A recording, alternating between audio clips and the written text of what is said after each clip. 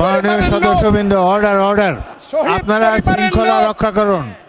মাননীয় সদস্যবৃন্দ, সংসদের শৃঙ্খলা রক্ষা করুন। মাননীয় সদস্যবৃন্দ, এটি বাংলাদেশের জাতীয় সংসদ, এখানে প্রত্যেকে নির্বাচিত হয়ে এসেছেন।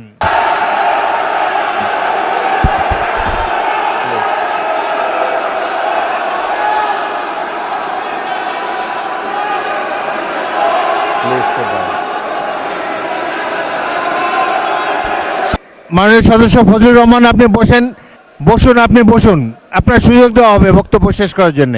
মাননীয় সংসদ সদস্যবৃন্দ, সারা জাতি দেখছে, লাইভ টেলিকাস্ট হচ্ছে, সবাই আপনারা নির্বাচিত সদস্য, এখানে সবাই জনগণের ভোটে নির্বাচিত সদস্য। আমি প্রতিদিনই বলি যে রুলস অফ প্রসিডিওর বইটা একটু পড়েন। যদি এই সংসদ যদি বিধি মোতাবেক পরিচালিত না হয়, এটি আর জাতীয় সংসদ থাকবে না। অতীতে জাতীয় সংসদ সম্পর্কে অনেক তিক্ত অভিজ্ঞতা আছে।